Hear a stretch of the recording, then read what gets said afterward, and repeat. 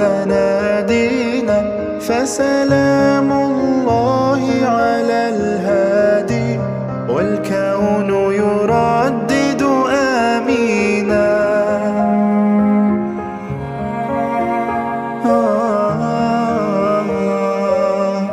رحل الصديق عن الدار في صحبة خير الأبرار. رحل الصديق عن الدار في صحبة خير الأبرار. صلوات الله تباركه. الهجرة رحلة هادينا حمل الإسلام لنا دينا. الهجرة رحلة هادينا حمل الإسلام لنا دينا. فسلام الله على الهادي والكون يردد آمينا.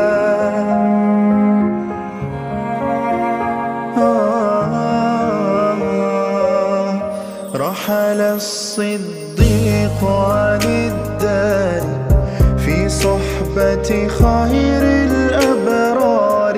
رحل الصديق عن الدار في صحبة خير الأبرار.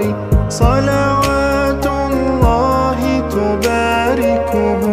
الهجرة رحلة هادينا حمل الإسلام لنا دينا. الهجرة رحلة هادينا حمل الإسلام لنا دينا. فسلام الله على الهادي والكون يردد آمينا.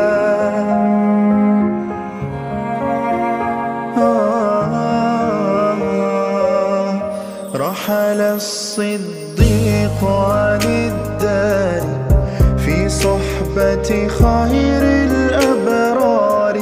رحل الصديق عن الدار في صحبة خير الأبرار. صلوات الله تباركه. الهجرة رحلة هادينا حمل الإسلام لنا دينا.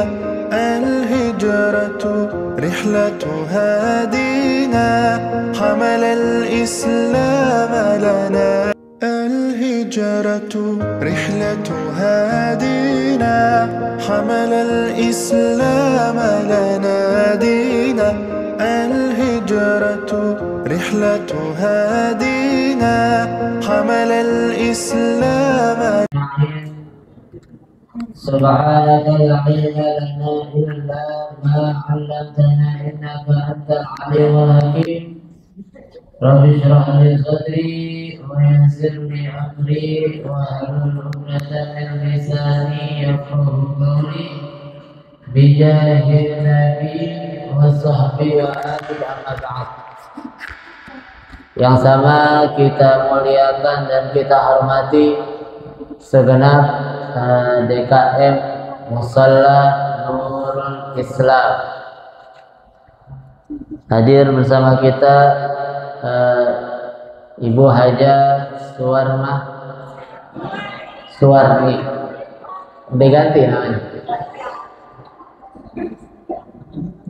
Ibu Haja Suwarni yang kita doakan panjang umur, sehat afiat, dijauhkan dari segala penyakit, zahiran wa batinan. Amin. Amin ya rabbal alamin.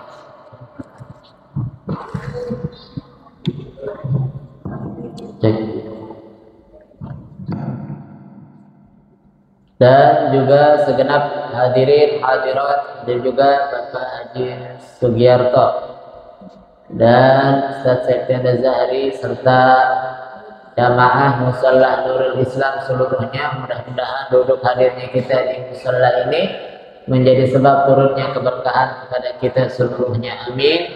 Amin ya rabbal alamin. Alhamdulillah, kita bersyukur kepada Allah Subhanahu wa taala yang telah memberikan kita nikmat sehat afiat, nikmat panjang umur, nikmat taufik hidayah, sehingga dengan taufiknya kita senantiasa dapat duduk hadir istiqomah di musalla ini. Mudah-mudahan Allah golongkan kita menjadi orang-orang yang beruntung di dunia dan juga beruntung di akhirat. Amin.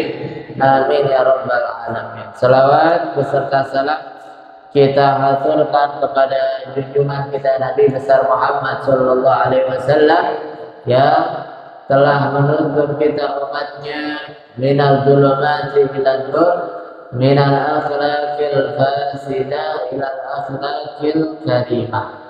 Hadirin hadirat yang dimuliakan oleh Allah Subhanahu wa taala, alhamdulillah kita kembali duduk baca surah Yasin, hadir membaca maulid, dan juga duduk kita akan lanjutkan bacaan atau kajian daripada kitab Nasihatul Diniyah yang mana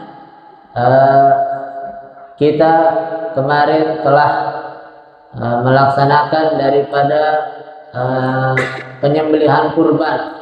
Yang melaksanakan kurban, mudah-mudahan Allah terima segala amal kebaikannya dan Allah ganjar pahala nantinya di sisi Allah Subhanahu wa taala. Amin. Amin ya rabbal alamin. Hadirin hadirat yang dimuliakan oleh Allah Subhanahu wa taala, kita sampai kepada bagian kitabus shalah, yaitu bagian wa minas sunnah fi yaumil jum'ah. Masih kaitannya bahas salat Jumat. Salat Jumat. Besok kita bakalan yang laki-laki salat Jumat. Kalau ada laki-laki enggak salat Jumat, suruh pakai mukena. Salatnya suruh pakai mukena. Begitu. Wa minas sunnah, termasuk sunnah-sunnah yang dilakukan di hari Jumat. Nah, ini sunnah-sunnah di hari Jumat atau malam Jumat itu banyak. Kadang-kadang nih yang bapak-bapaknya yang ingatnya sunnah Rasul cuma satu doang, yang itu doang tuh yang diingat. Sunnah Rasul. Begitu. Padahal sunnah Rasul yang dilakukan di malam Jumat dan juga di hari Jumat banyak. Bukan cuma itu. Di antaranya Imam Haddad sebutin qiraatu suratil kahfi.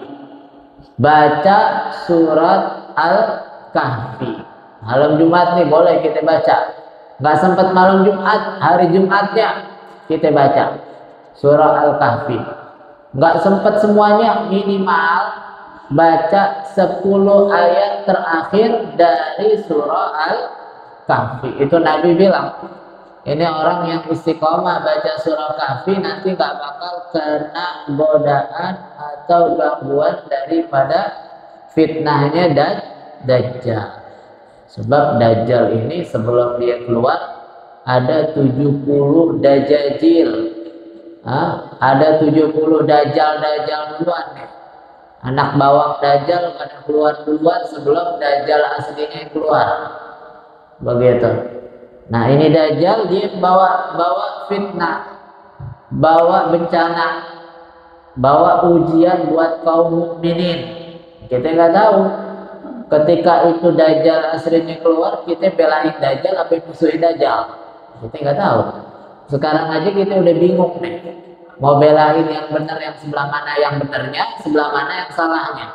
Sekarang aja kita udah dibuat bingung, mau belain yang mana. Belain yang benar emang jelas, tapi yang benar yang mana? Kita dibuat bingung udah. Nah, semua apalagi media segala macamnya udah canggihnya luar biasa. Kalau dulu mungkin orang bikin kabar bohong atau hoax pakai foto, diedit-edit. Nah sekarang bukan cuma foto bisa diedit, video bisa diedit-edit juga. Video bisa diedit. Ini saya bicara nih, saya ngomong apa, nanti yang terlihat di videonya, ngomongnya suaranya lain, bahasanya lain, dan mimik mulutnya sama, sesuai kemauan yang editnya. Bisa begitu. Makanya jangan gampang percaya. Terus lagi nih, jangan juga gampang kita untuk nyebarin berita-berita. Mau itu berita yang mengerikan, menakutkan, mau itu berita terkait politik, ataupun itu berita terkait penyakit, wabah, atau itu berita terkait seseorang, jangan gampang kita sebarin. Ya, tapi kadang-kadang kita dapat berita dari grup sebelah. Dari grup sebelah kita sebar di handphone kita ada 15 grup, kita kirim semua ke 15 grup. Begitu. Nah kalau setiap anggota grupnya ada minimal 110 orang, 110 orang sebar lagi sebar semuanya akhirnya. Padahal itu beritanya belum tentu benar. Belum tentu benar. Nali apalagi kayak kemarin tuh kita 3 tahun suasana hati kita itu selalu mencekam. 3 tahun kita punya hati ketakutan terus. Kenapa? Karena setiap hari kita baca berita di WhatsApp, baca berita di Facebook, di Instagram, di YouTube, di TV. Bahkan tetangga kita juga ngomong apa? Ngomongin penyakit. Ngomongin penyakit. Tahu kan penyakitnya? Jangan sebut-sebut lagi, ntar dia datang lagi. Nah, jangan disebut-sebut lagi. Nah, ntar dia datang lagi bahaya. Kemarin udah mau datang lagi bawa emaknya. Nah, bawa emaknya dibawa. Sekarang udah mau disebut-sebut lagi dia nih. Jangan sebarin berita-beritanya. Jangan disebarin berita-beritanya. Akhirnya kita sakitnya bukan karena penyakitnya, sakit gara-gara mikirin ketakutannya. Sakit gara-gara mikirin ketakutannya. Begitu. Makanya kalau kita perhatiin nih, apa ini kan? Orang-orang gila yang di jalanan tuh jarang sakit. Ya, ini maaf ini ya. Apa namanya? Bukan orang gila, ODGJ. Dialusin bahasanya. Begitu. ODGJ di pinggir jalan jarang ada sakit. Coba yang biasa duduk di bawah AC, yang naik mobil, dikit-dikit meriang. Nah, dikit-dikit meriang. Flu, segala macam dah. ODGJ sehat-sehat aja. Tuh penyakit 3 tahun nggak ada ODGJ mati di jalanan, nggak ada. Begitu. Sehat-sehat aja tuh kenapa? Nggak ada pikirannya. Nggak ada pikirannya. Makanya kalau mau sehat gimana? Kalau mau sehat gimana? Jangan dipikirin, bukan nggak ada pikirannya. Jangan dipikirin, bukan nggak ada pikirannya. Kalau mau sehat jangan gila dulu, tapi jangan dipikir. Nah ini kita baca surah Kahfi. Nabi ajarin baca surah Kahfi ini boleh kita amalin. Ini kadang-kadang kita kalau amalan dari Nabi, amalan dari Rasul, ogah-ogahan. Tapi coba dari ajengan fulan, dari mu'alim, dari ki fulan, dari aki-aki udah deh. Diamalin semuanya, dibaca tasbih sekian, ini baca selawat sekian, ini bacanya mesti madep kiblat, mesti begini begitu, caranya begini begitu, diamalin tuh. Tapi amalan dari Nabi kadang-kadang suka ogah-ogahan, kebalik. Kebalik. Harusnya amalan dari Nabi kita lebih getolin, kita lebih gencarin untuk kita amalkan. Surah Kahfi. Nggak bisa semuanya, 10 ayat dah minimal 10 ayat. Surah Kahfi. Sebenarnya banyak surah-surah yang sunnah. Yasin yang kita baca Yasin, surah Tabarak. Bahkan surah Tabarak setiap malam kita baca kalau bisa. Al-Mulk, tabarakalladzi biyadihil mulku wa huwa ala kulli syai'in qadir. Yang mau jasadnya utuh, baca surah Al-Mulk setiap malam. Ini janjinya Nabi Muhammad SAW. Gak usah pakai berendam di air kembang tujuh rupa. Biar badannya nggak dimakan cacing dikubur, nggak usah berendam di air kembang tujuh rupa, nggak usah puasa muti repot-repot. Baca surah Kahfi, ajarannya Nabi Muhammad Sallallahu Alaihi Wasallam. Baca surah Ad-Dukhan, surah As-Sajdah juga sunnah di malam daripada malam Jumat atau di hari Jumat. Minimal kita kalau kebanyakan Yasin lah kita baca surah Yasin, ame Al-Kahfi kalau nggak bisa semuanya baca 10 ayat. Ini surah Kahfi kalau kita baca santai setengah jam selesai. Setengah jam selesai begitu. Terus apa lagi amalannya? Wal iksar minal shalah. Banyak baca sholawat dengan Nabi Muhammad Sallallahu Alaihi Wasallam. Jangan kalau baca sholawatnya kalau ngeliat mobil keren doang, ada rumah bagus banget, sholawatin aja dulu begitu. Ada mobil bagus, sholawatin aja dulu begitu. Ada perempuan cantik, sholawatin aja dulu. Modelannya begitu sekarang. Ya nggak apa-apa juga sebenarnya, cuman kalau bisa di malam Jumat, di hari Jumat kita baca sholawat lebih diperbanyak lagi. Kita kan ngakunya cinta sama Nabi Muhammad SAW. Orang kalau cinta sama Nabi pasti banyak nyebut Nabi Muhammad SAW.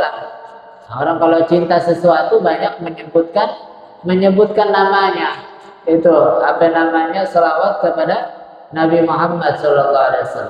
Dan sholawat sama Nabi Muhammad tarfa wa tadfa. Sholawat sama Nabi Muhammad bisa mengangkat bala, bisa juga mengangkat derajat, menolak bala dan mengangkat derajat. Sholawat kepada Nabi Muhammad Sallallahu Alaihi Wasallam. Jadi baca sholawatnya. Sholawat apa aja? Mau sholawat busyra, ini sholawat busyra boleh kita amalin tuh. Apa namanya? Allahumma salli wa sallim ala sayyidina Muhammadin sahibil busyra salatan tubashshiruna biha wa ahlana wa auladana wa jami masyayikhina wa muallimina wa talabatana wa talibatina min yawmina hadza ila yaumil akhir. Atau dilaguin sama anak-anak tuh biasanya. Allahumma salli wa sallim ala sayyidina Muhammadin sahibil busyra salatan tubashshiruna biha wa ahlana wa auladana wa jami'a masyayikhina wa mu'allimina wa talibatina min yawmina hadza ila yaumil akhirah. Daripada hafal kan gampang. Ini selawat ditulis sama saya punya guru namanya Habib Segaf bin Hasan Baharun. Saya punya guru tuh Habib Segaf bin Hasan Baharun, nulis ini selawat. Beliau mendapatkan ilham di dalam mimpinya. Mimpi bertemu Nabi Muhammad SAW, ngajarin baca selawat tersebut. Pas bangun tidurnya langsung hafal sama selawat itu. Nah itu kita punya guru ajarin kalau mau baca ini selawat, bacanya habis subuh, habis sholat subuh sebelum terbitnya matahari 41 kali bacanya. 41 kali. Mungkin nggak sampai setengah jam udah dibaca. Dibaca pakai lagu atau dibaca tanpa lagu. Nah, kita bisa amali juga selawat busyra atau selawat yang lainnya. Selawat Fatih, ada selawat tibbil qulub, ada selawat munjiat, ada selawat nariyah kamilah, atau selawat Allahumma shalli ala sayyidina Muhammad wa ala sayyidina Muhammad, atau selawat yang dibaca sore-sore hari Jumat 70 kali. Sama guru-guru kita ajarin, Allahumma sholli wa sallim ala sayyidina Allahumma sholli ala sayyidina Muhammadin nabiyil ummi wa ala alihi wa sahbihi wa sallim taslima. Ini dibaca juga tuh. Walhasil selawat apapun. Terus kalau selawat kita mau baca model kayak gimana pun pasti berpahala. Pasti disampaikan oleh Nabi Muhammad sallallahu alaihi wasallam. Terus tahu nggak, orang yang rajin baca selawat, orang yang rajin baca selawat itu dia secara tidak langsung adalah anak yang berbakti kepada kedua orang tuanya. Kenapa sebab? Karena sebab dia Nabi Muhammad kenal sama bapaknya. Kan disebutin tuh, Nabi ceritain nanti inna sholatakum tu'radu alayya, salawat kalian bakal disodorkan kepada saya. Jadi kita kayak lagi ngirim surat sama Nabi Muhammad. Kalau lagi baca salawat kita baca satu, kita kirim surat satu sama Nabi Muhammad. Terus yang nyampein bilang, wahai Nabi Muhammad, ini Fulan bin Fulan. Gak disebutin namanya aja, tapi disebutin juga nama bapaknya. Nama bapaknya disebutin juga di depan Nabi Muhammad SAW. Sehingga Nabi Muhammad tahu namanya, tahu nama bapaknya. Dari sini orang yang baca sholawat termasuk orang yang berbakti kepada kedua orang tuanya. Jadi sholawat amalan kita di hari dan malam Jumat. Sholawat kepada Nabi Muhammad SAW. Terus lagi di wal iksar minal shalah ala nabi fi yaumil jum'ah wa lailatiha. Itu saya punya guru tuh, adik dari Habib Segaf Baharun yang tadi menulis selawat, namanya Ummu Bagir. Beliau sehari semalam di luar dari ngajarnya, baca Qur'annya, terus ngurus rumah tangganya, itu baca selawatnya sehari semalam 100.000 kali. Kira-kira ada nggak di sini yang baca 100.000 kali? Ada apa enggak? Ada apa enggak di sini kira-kira? Nah, itu repotnya gitu. Mau ngimpi Nabi, mau ketemu Nabi, pede ngaku umatnya Nabi, tapi baca selawatnya cuma sedikit. Bahkan sholat selawatnya kita kadang-kadang bareng sama sholat 5 waktu doang. Sama sholat 5 waktu. Berapa ya sholat apa namanya? Sholat 5 waktu kita ada 9 kali tasyahud, 9 kali tahiyat. Ya kan, ada 5 waktu. Setiap 5 waktu ada 2 kali tahiyat, kecuali subuh 1. Berarti 9 tahiyat, 9 sholawat. Sehari semalam masa 9 doang sholawatnya. Ditambah lagi tadi ke tahiyat awal, berkurang deh jadi 8. Ini hari jadi 8 sholawat. Ya enggak? Tadi nggak tahiyat awal soalnya.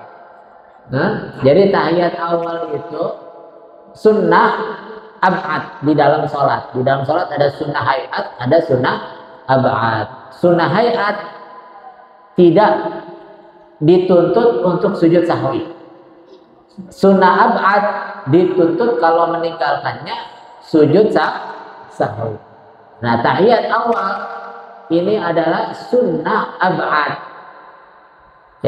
Begitu. Jadi kalau ada orang kelupaan baca tasyahud awal atau tahiyat awal, udah berdiri, sebab kalau udah berdiri nggak boleh balik lagi. Kalau balik lagi dari rukun kembali ke sunnah, batal sholatnya malah. Begitu. Kalau udah lupa udah, kecuali masih separuh berdiri, masih baru mau bangun, ingat duduk dah.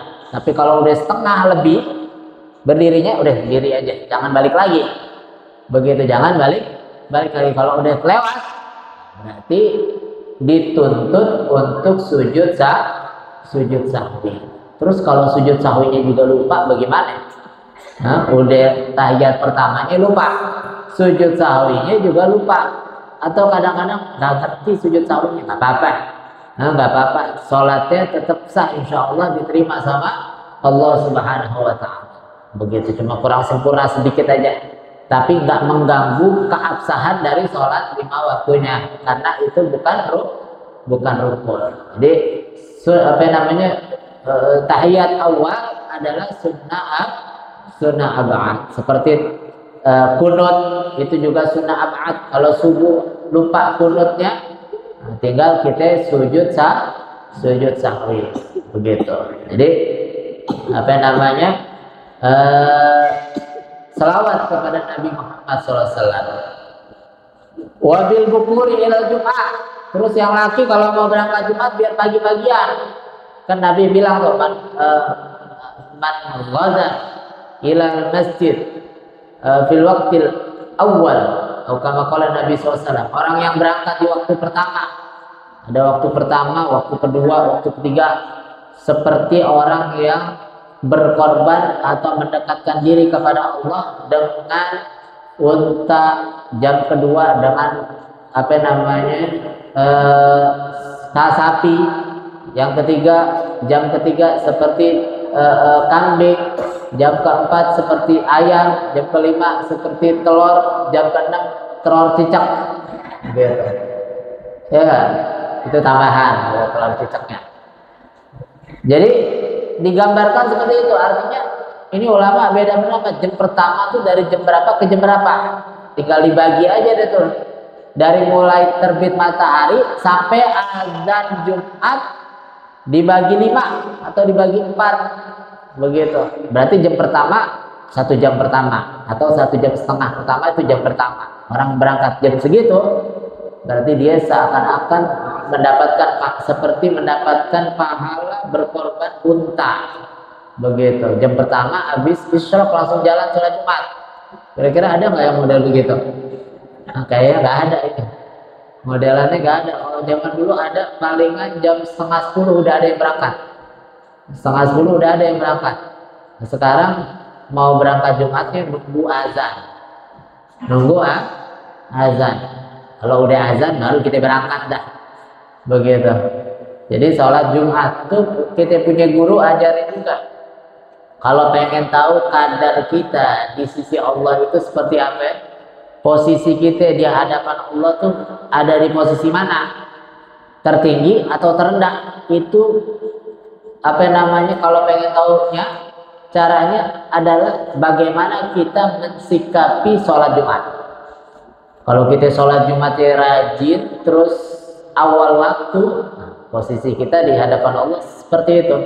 Tapi kalau kita ogah-ogahan datangnya udah khotib terakhir, malah kadang-kadang ada apa namanya, sampai-sampai ulama tuh kasih teka-teki. Apa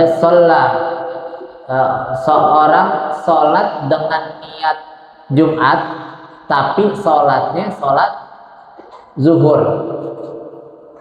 Sholatnya niat sholat Jumat tapi sholatnya sholat zuhur, begitu. Ada teka-tekinya. Artinya ini orang datang di rakaat kedua, imamnya udah rakaat kedua, dia datang, kan masbuk tuh langsung Allahu Akbar. Dia nggak dapat rakaat pertama, rakaat kedua udah separoh. Rakaat kedua udah separoh, udah lewat dari ruku. Apa dia lagi tahiyat atau i'tidal si imamnya. Dia datang, niatnya usolli fardhu Jum'ati, rakaataini makmuman lillahi ta'ala, rakaataini, tapi sholatnya 4 rakaat. Apa namanya? Niatnya Jumat rakaataini, tapi sholatnya 4 rakaat. Dia nambah nanti 4 rakaat, bukan 2 rakaat. Begitu. Ini yang laki-laki yang suka terlambat, pasti terlambat ini, Pak. Model-model muka-mukanya muka terlambat semua sih ini. Ya, nggak ada yang awal waktu. Atau yang bapak-bapak kita nggak lihat dah, mudah-mudah nih. Ya. Jadi kalau telat banget tuh sampai udah rakaat kedua, niatnya tetap sholat Jumat, tapi 4 rakaat. Empat rakaat. Begitu. Jadi imamnya lagi i'tidal, kita langsung takbir sholli fardhu Jumat, Allahu Akbar. Ikut i'tidal. Nggak usah baca Fatihah, nggak usah baca apa-apa. Nanti imam salam, kita tambahin 4 rakaat. Nambahin 4 rakaat. Jadi sholat niyah bila sholat bila niyah. Itu ungkap apa pertanyaan ulamanya, ada sholat yang dikerjakan tanpa niat, ada niat, yang sholatnya beda, begitu pertanyaannya. Hah? Ya umpamanya datang imam udah tahiyat akhir, datang Allah sholli fardhu jum'ati raka'atain imam lillahi ta'ala, Allahu akbar, langsung tahiyat, nggak usah baca Fatihah, nggak usah baca apa, tahiyat. Imamnya salam, kita diri nambah 4 rakaat. 4 rakaat, iya, boleh 2 salam kan zuhur itu, 2 salam, bukan 2 salam, 2 tahiyat, 2 tahiyat itu Jumat. Ada lagi sholat yang semuanya tahiyat, semua rakaatnya tahiyat. Ada sholat yang semuanya tahiyat, mulai dari rakaat pertama, kedua, ketiga, keempat bahkan semuanya tahiyat. Kapan itu? Kalau ada makmum masbuk maghrib, imamnya lagi tahiyat pertama, makmum datang, sholli fardhu maghrib salasa raka'atin makmuman lillahi ta'ala, Allahu akbar, langsung dia ikut tahiyat. 1 tuh, diri imamnya diri rakaat ketiga kan, ruku, sujud, tahiyat terakhir si makmum baru rakaat pertama, karena yang tahiyat pertama tadi nggak dihitung, ya kan? Ini imam rakaat terakhir, si makmum baru rakaat pertama, udah dapat dua tahiyat. Terus imamnya salah, makmumnya diri lagi, baru rakaat kedua ada tahiyat pertama, ya kan? Begitu. Ada, itu udah berapa itu rakaat tahiyatnya udah 3. Pertama yang masbuknya, kedua tahiyat terakhir imam, yang ketiga tahiyat pertamanya dia dari rakaat keduanya dia. Terus karena baru 2 rakaat kurang 1, bangun lagi rakaat terakhir tahiyat lagi. Jadi 4 rakaat semuanya tahiyat. 4 rakaat semuanya tahiyat. Ini dia. Wa qallu dzalika aktaru qubaila zawal. Imam Haddad tahu nih, kita modelan orang-orang yang suka telat. Kata Imam Haddad, minimal kalau emang telat, datangnya deket-deket mau azan dah, jangan pas azan banget. 5 menit mau azan kita udah berangkat dah, udah sampai di masjid. Udah sampai di masjid, begitu. Atau udah deh nyerah juga. Imam Haddad bilanginnya bareng namanya azan berangkat, udah bareng nama azan berangkat, begitu. Jangan sampai lebih dari azan dah, sebab kalau udah azan kita kan diminta oleh Allah Subhanahu wa taala di Quran tuh, idza nudiya li sholati yaumil jum'ah fas'au ila dzikrillah wa dzarul bai'. Kita diminta kalau udah azan Jumat jangan melakukan apapun selain untuk kesibukan sholat Jumat. Dagangan tinggal, kerjaan tinggal, kesibukan tinggal. Ini berarti kalau ada yang dagang haram, perintah dari Allah Subhanahu wa taala. Udah azan, ada yang jual beli, haram jual belinya. Ada yang bisnis, haram bisnisnya. Ada yang main Mobile Legends, haram main Mobile Legends-nya. Begitu. Ya, ini kadang-kadang nih anak-anak muda, kadang-kadang ada juga yang bapak-bapak kelihatan, kita pernah lihat lagi khutbah dia main handphone, main Mobile Legends, dia lagi keluar aja tuh. Bagus dia nggak teriak-teriak sama temennya, tuh lagi ngewar aja tuh dia. Begitu. Maksudnya kalau lagi khutbah, seberapa lama khutbahnya orang? Paling lama sejam, nggak ada orang khutbah sejam. 40 menit paling lama udah itu. 40 menit kita nggak usah ngapa-ngapain, dengerin aja tuh. Dengerin orang khutbah, kita mau ngerti kayak enggak, kayak dengerin aja. Sebab kalau kita nggak dengerin, kita ngomong. Itu kalau kita ngomong, kita nyuruh orang diem aja. Begitu tuh. Faqat lagha, kata Nabi SAW. Sia-sia Jumat nggak ada pahala minta. Jadi diem aja deh. Kalau udah waktunya khutbah, yang laki diam, jangan ngomong, jangan bersuara, jangan ngingetin orang, diam, urus masing-masing dirinya. Begitu. Jadi apa namanya, dengerin Jumat, khatib Jumatnya. Ntar habis sholat Jumat tuh ada amalan, kita punya guru ajarin kalau habis sholat Jumat kan biasanya kita baca zikir astagfirullah, Allahumma antas salam, terus ayat kursi dan lain sebagainya, tasbihat, tahmidat, terus takbirat, semuanya yang 33 semuanya itu. Nah habis itu tuh tempat duduknya kita jangan pindah-pindah, jangan berubah duduk tahiyat. Terus kita baca apa? Kita baca Fatihah 7 kali. Fatihah 7 kali. Kita baca apa namanya? Qul huwallahu ahad 7 kali. Terus kita baca Qul a'udzu birabbil falaq 7 kali. Terus kita baca Qul a'udzu birabbin nas 7 kali. Begitu. Baru kita baca doanya Allahumma ya Ghani ya Hamid, ya Mubdi'u ya Mu'id, ya Rahimu ya Wadud, aghnina bihalalika an haramika wa bi ta'atika an maksiatika wa bi fadlika amma siwa. Pendek doanya. Itu kalau bisa jangan ditinggalin. Itu kata ulamanya, orang yang ngamalin 7 itu tadi itu Fatihah, Qul a'udzu falaq, Qul a'udzu birabbin nas, itu bakal diselamatkan 7 hari tambah 3 hari. Jadi 10 hari ke depan tuh gak akan kena tipu, gak bakal kena bala, gak bakal kena musibah, gak bakal kena penyakit dan lain sebagainya yang ringan-ringan. Begitu. Nah ini apa yang namanya amalan yang diajarin dari guru kita. Kita bisa gabungin, kita baca tasbihat, selesai tasbihat tetap kita duduk, kita baca baru Fatihah 7 kali. Apa Qul huwallahu 7 kali, mudah, ringan. Jadi biar habis Jumatan kita langsung jalan, apa namanya, assalamualaikum langsung berdiri. Kasihan orang kita langkah-langkahin. Begitu. Terus kita juga apa namanya, ada larangan keluar sebelum imamnya keluar. Itu ada larangan juga. Kita apa namanya, keluar sebelum imam selesai doa. Begitu, ada larangannya juga begitu. Makanya kita mesti hati-hati. Mudah-mudahan kita bisa amalin sekelumit sunnah-sunnah di hari Jumat dan juga di malam Jumat dengan taufik dan hidayah dari Allah Subhanahu wa ta'ala. Amin. Amin ya rabbal alamin. Ya, terus saya baca Fatihah kita khususkan untuk almarhum Bapak Haji Suratu bin Haji Ngadio dan juga seluruh keluarga kita. Mudah-mudahan Allah ampunkan segala dosa-dosanya, hapus segala kesalahannya, tinggikan derajatnya, luaskan kuburnya, Allah jadikan kuburnya raudhah min riyadil jannah. Al-Fatihah. A'udzubillahi minasyaitonir rajim.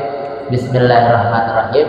Alhamdulillahirabbil alamin, arrahmanir rahim, maliki yaumiddin, iyyaka na'budu wa iyyaka nasta'in, ihdinas siratal mustaqim.